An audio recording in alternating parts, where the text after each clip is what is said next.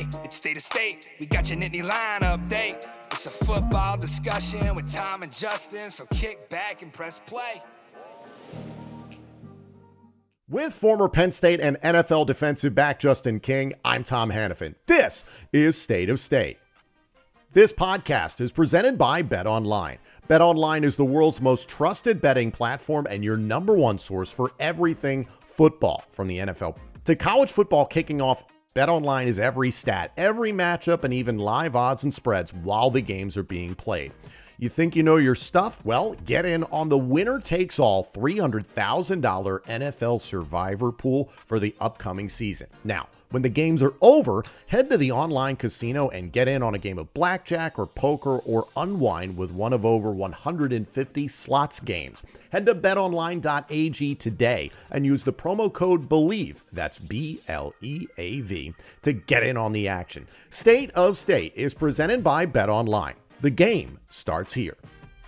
State of State is proud to partner with Illumination Brewing for another season of crafting State IPA, the perfect tailgate and game day beer for Penn State football fans. State IPA is available now at your local beer distributor, grocery store, plus select bars and restaurants. Visit illuminationbrewing.com/beer/state-IPA to learn more. Must be 21 years or older to purchase. Please drink responsibly.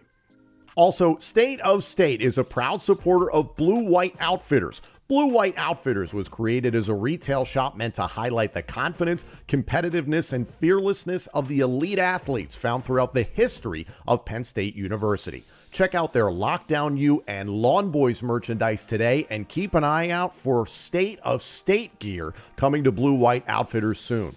All sales from Blue White Outfitters directly benefit Penn State student athletes. Visit www.bluewhiteoutfitters.com today.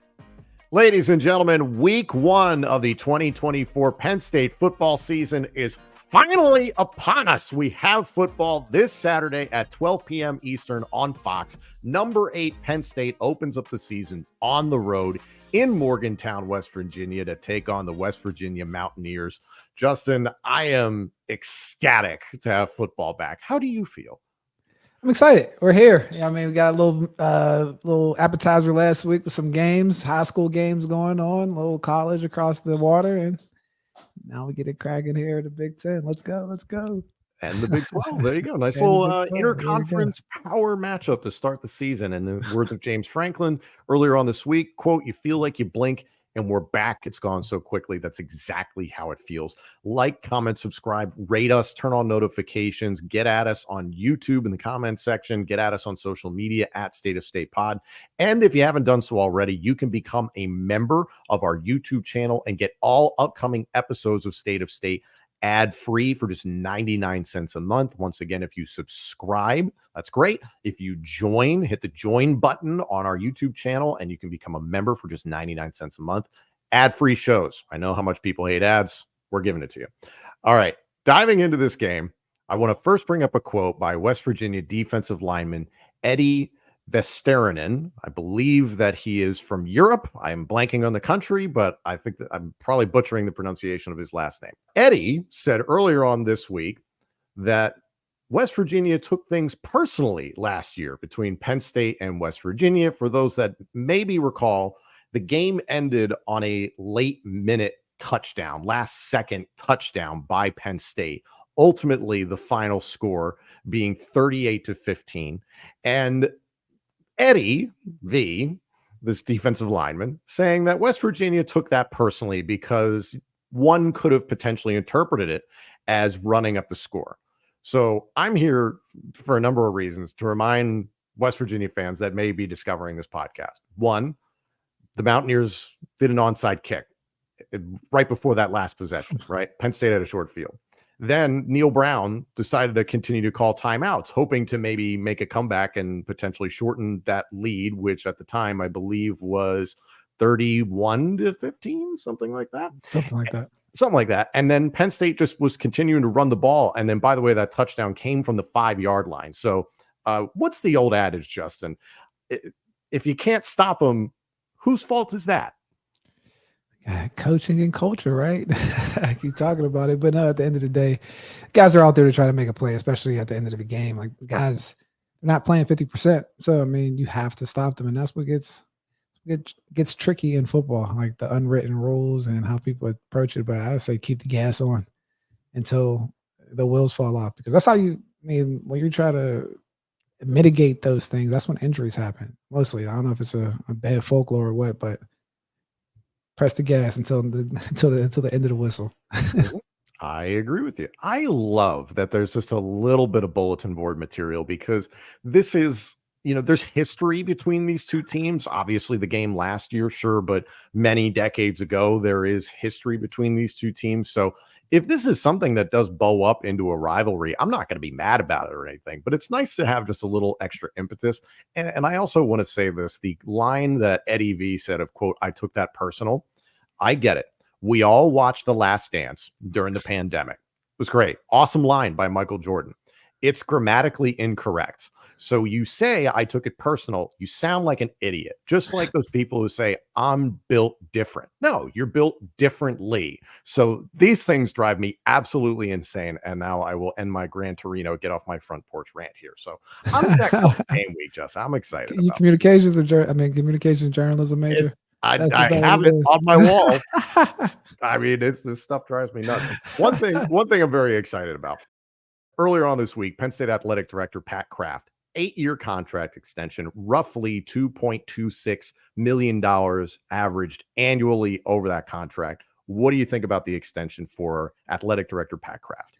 First of all, congratulations. I mean, I think one of the things that we're going to see in this new age is like the stability wins, right? So I think making sure that your leadership's in place, feel comfortable about going through this new storm of revenue sharing, coaches changes, revenue generating sport, really rocky. You have to make sure that leadership's in place. And I think he's done a good job and just showed his intent from a leadership standpoint, the culture that he's trying to implement. And I think it's something that the Penn State fans and the players seem to gravitate towards. So kudos to him. That's a nice little payday. Love when guys get the payday. I don't care who it is, but congrats, Pat Kraft. Completely agree. And you mentioned that word stability. That's something James Franklin said earlier on this week, speaking to the media. He said, quote, "Stability in college athletics has a chance to be a difference maker like never before." And that is extremely true. That's not just messaging going out into the world, but all of the changes that you're seeing with NIL, the rule changes from the NCAA, the way the conferences, there's constantly discussion about realignment. You and I have seen how UConn is trying to get into the Big 12 as early as 2026, and then basketball being a factor there. There's so many factors being involved. If you have that alignment that Penn State talks about all the time, that stability altogether, whether it's the president, the athletic director, and the football head coach working together, whatever sport it is, it's so critical to being able to move forward. And especially Penn State, which there was an article on ESPN of how Ohio State spent $20 million this past cycle. And just, boy, everybody decided to be very generous with their money after they lost to Michigan once again. It's fascinating. But Penn State's in a different boat. We've talked about that quite a bit. They're not in a situation where they're just forking over handfuls of money to these recruits and these transfers potentially. There's a great quote from Nick Singleton's family about talking about how Nick Singleton wouldn't be at Penn State if they were the inverse of that, if they were a program that was just shelling out money. It sounds like Nick Singleton is a guy who is here to be developed for that stability, to get better and better, to not only perform at Penn State, but to perform in the National Football League and make himself into a better, more well-rounded person. And I know all that stuff sounds great to the average fan, Justin, but it's more important than ever because I evidence what Florida State just put on the field in Dublin, Ireland. A lot of transfers all over the map. Didn't look like it was all that stable. Penn State has been the model of stability under James Franklin. And that's something that you can't take for granted. I mean, a lot of times we think about, like the big games are being upset, but like when you look across the scope of college football, outside of I want to say the elite, like using their phrases, whether it's coaches or programs, I mean, I don't think it gets much better than James Franklin and what they've been able to produce, right? And that's unique in football. Sometimes we get caught in the ecosystem or the glass ball and just like, okay, what's going on here, where the expectations aren't met.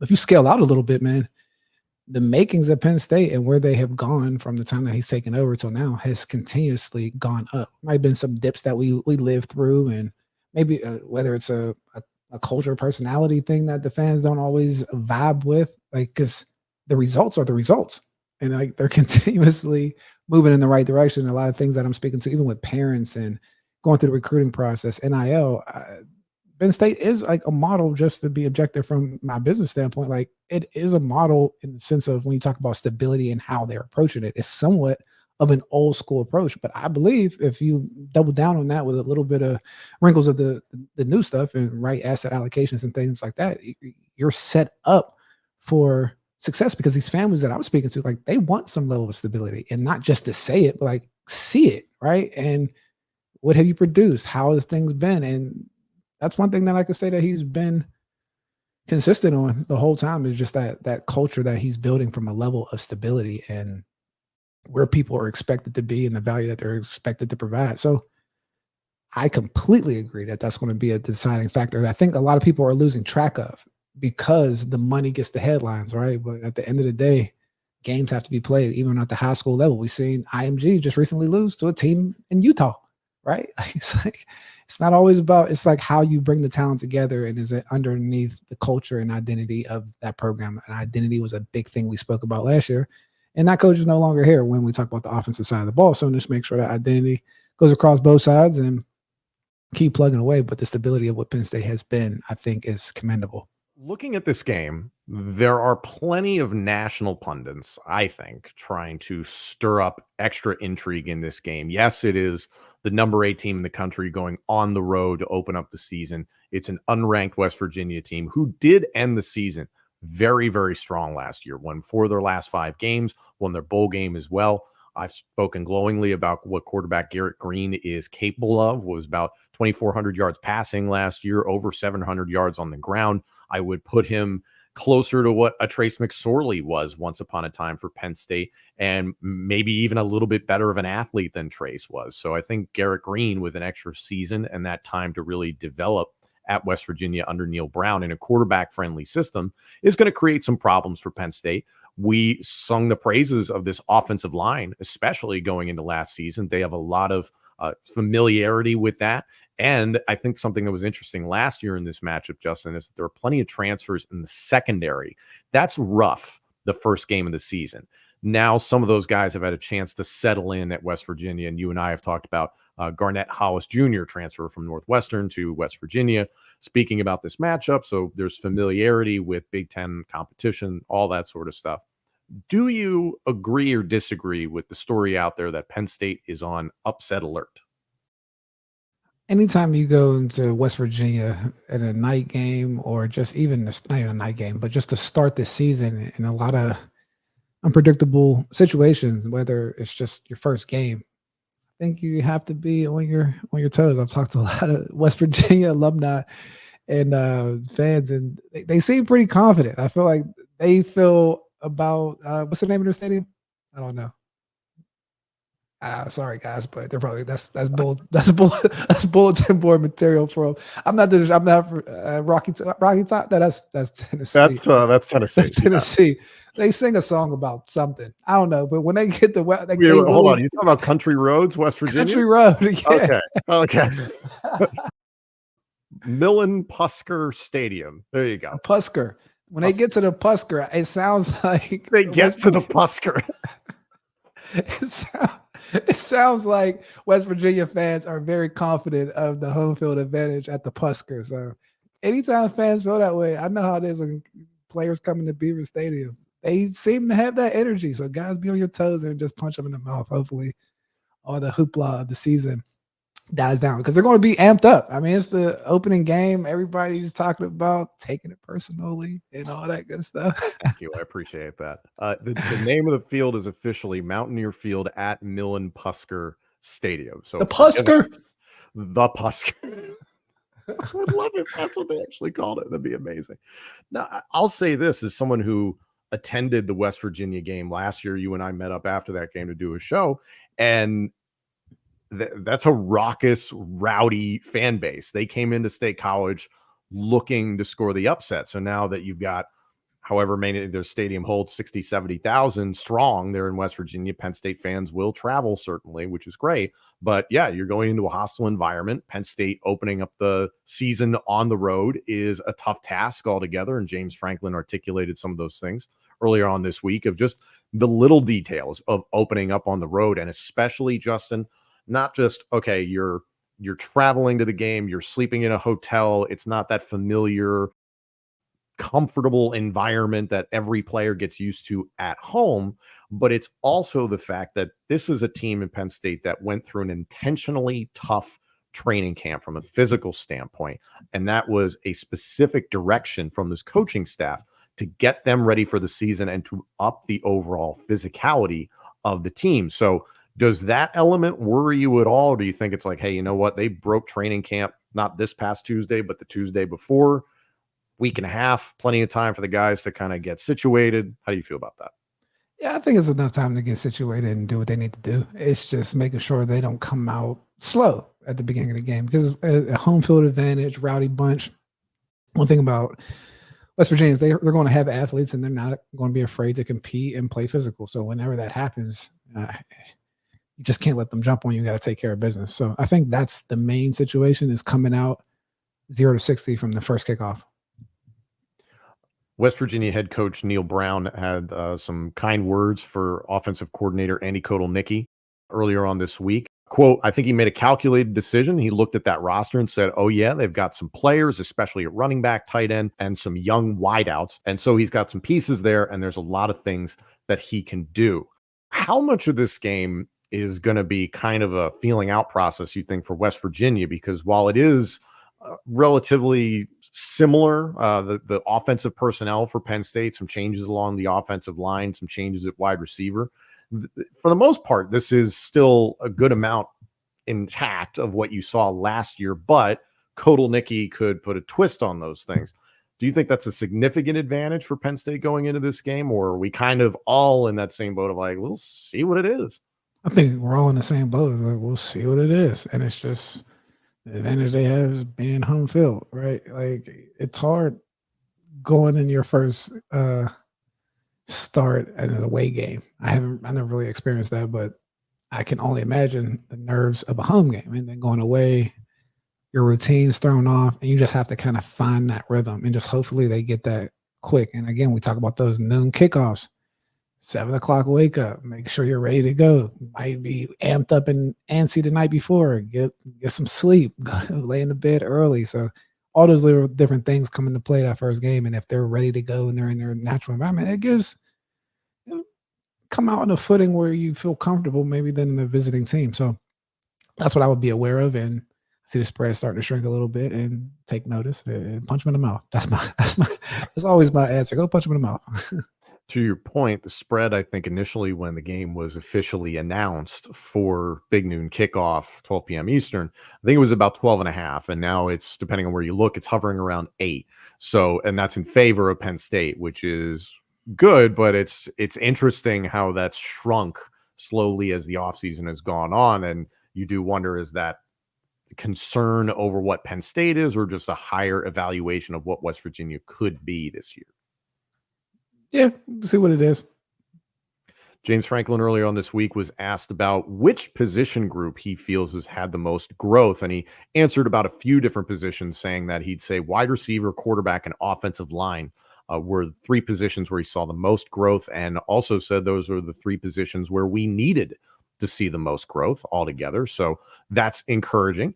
Wide receiver, I want to touch on this a little bit, and I want to get to some of the conversation about offensive tackle, because I think that's interesting for this game in particular. James Franklin was asked about Liam Clifford. Liam is expected to probably be, depending on the depth chart, 1A, 1B, 1C, I guess, of Trey Wallace, Julian Fleming, and Liam Clifford, whatever degree Penn State wants to utilize him. But James Franklin said about Liam Clifford, quote, he's improved overall. He's more confident, comfortable, consistent.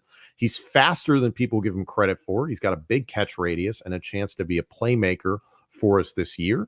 Caden Saunders at wide receiver, who is also going to be a part of the return game. Some bumps and bruises, so we're going to see if we see or how much we see of Caden Saunders against West Virginia. James Franklin spoke glowingly of Mekhi Flowers, Tyler Johnson, Anthony Ivy, and Tyseer Denmark as kind of that next tier of the depth chart that can potentially have the chance to step up and contribute. Will we see that against West Virginia?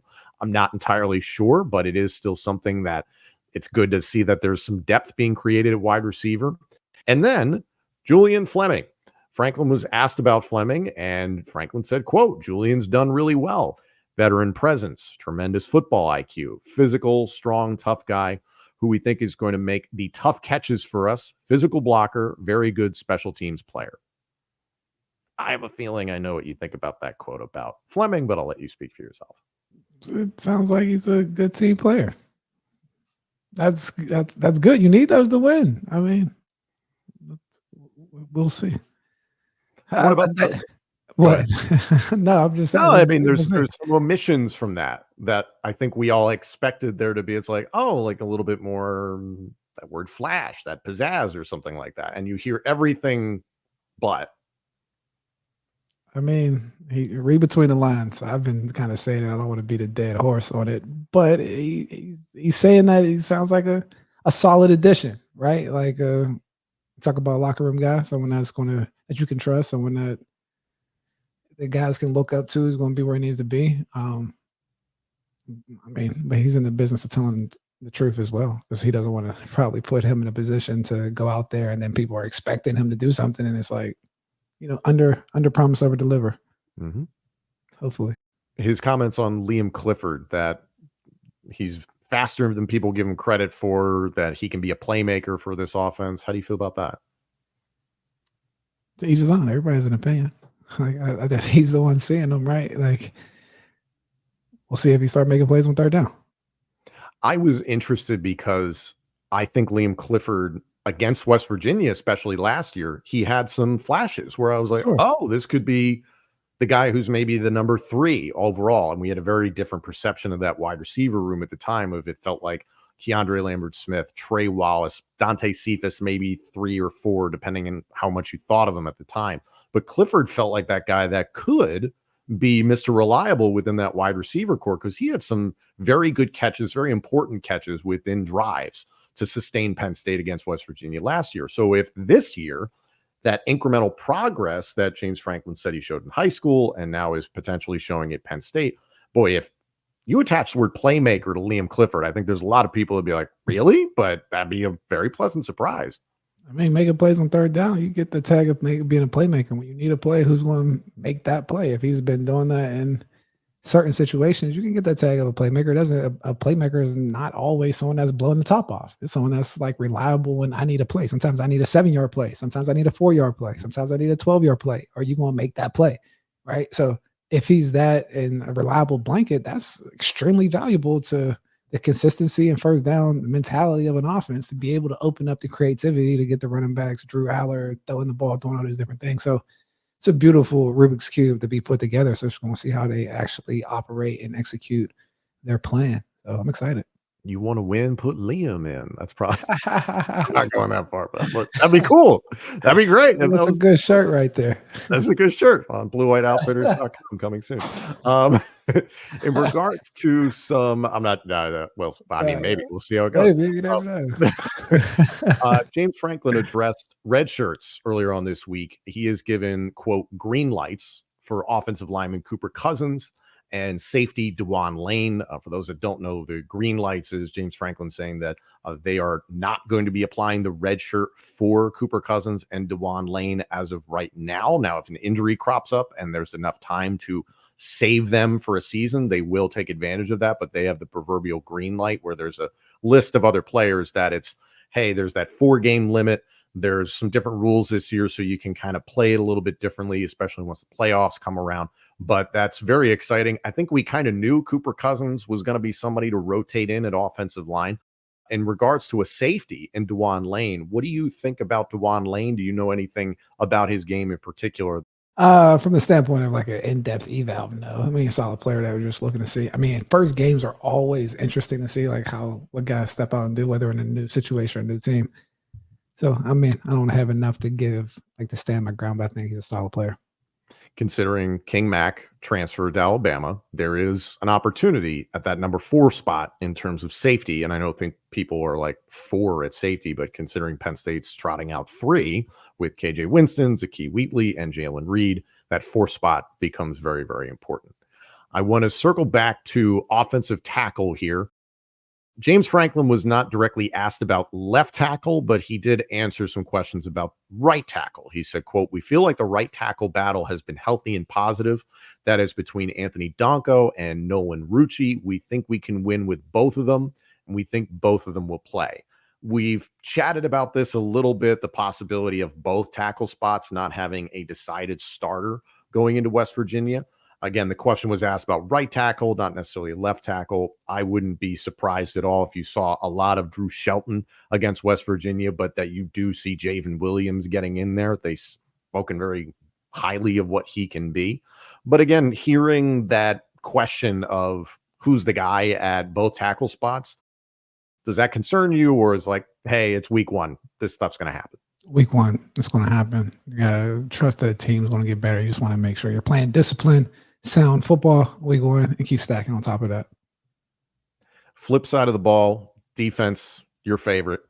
How do you handle what Garrett Green is capable of? Because he is an exceptional quarterback. We think we can give him his flowers. And this is a team that I think there will be some similarities to what Penn State does offensively under Kotelnicki to what Neil Brown likes to do at West Virginia, in that they do have a focus on running the ball. They do have a solid offensive line. And then you have Garrett Green that can improvise and make some things happen. If you are Tom Allen and you're this defense, how do you approach that? But you always want to make it uncomfortable for the quarterback. I mean, whether it's zone blitzes on the outside, pretty much bringing the pressure up the middle, double dog blitzes, things of that nature, so that he's on the move and having to improvise. And then it's just like you bank on your personnel being better all places, right? But making them uncomfortable, moving them off the spot, I think will be key, even if he's a mobile quarterback and can improvise of that nature. Like, you just don't want a quarterback to get comfortable in their own home and dictate the game to you, because that's when bad things happen. Yes, sir. Debut for Tom Allen, debut for Abdul Carter officially at defensive end. A lot of things to look for altogether. I am very interested to see how this secondary plays. I'm curious to see how many bodies Penn State puts on the field and which corners specifically see the most playing time, because I'm of the mind that there's a lot of depth here. I know there's a lot of people that are concerned about defensive back. We are biased on this show, but I'm excited to see what Terry Smith and company are able to roll out there. And then especially, I don't know what position you'll be paying attention to the most. I assume defensive back, but linebacker for me, Kobe King is going to have the green dot. So that's been something that came up in week 0. A lot of conversation about how are these players and coaches adapting to the green dot on the back of the helmet, meaning the in-helmet radio communication versus signs and signals coming from the sideline. It sounds like James Franklin and company are still going to communicate from the sideline, signs and signals that we've seen in the past, but that in-helmet communication does change things. From what you gauged during week 0, does it look like that transition is going to be something that's felt through this season? Or do you think it's like, hey, Penn State has done the work? James Franklin's talked about working with DVS Sport, improvising a lot of things during practices, through training camp. It's an adjustment.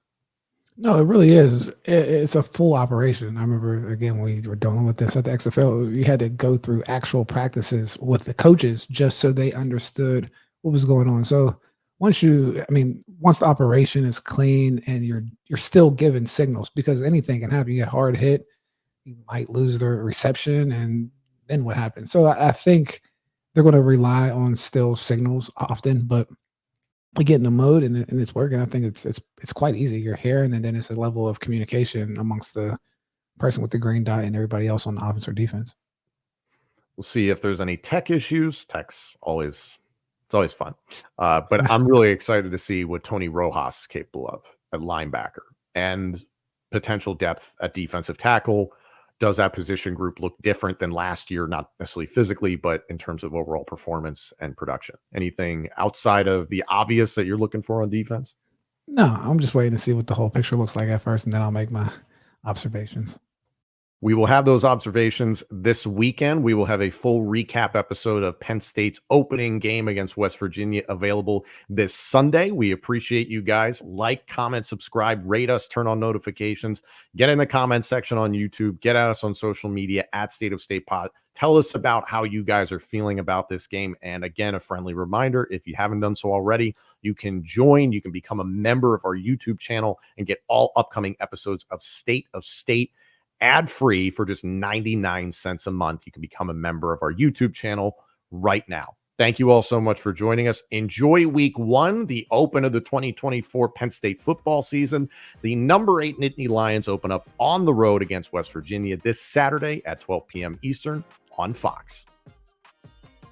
Thank you all so much for joining us. This episode and our entire library of shows is available now on YouTube, Apple Podcasts, Spotify, Google Podcasts, and wherever else you get your podcasts. Also, let us know what you think of the show on social media and check out all of our content on X, Instagram, and TikTok. Search for the handle at State of State Pod. State of State is presented by Bet Online and by Blue White Outfitters.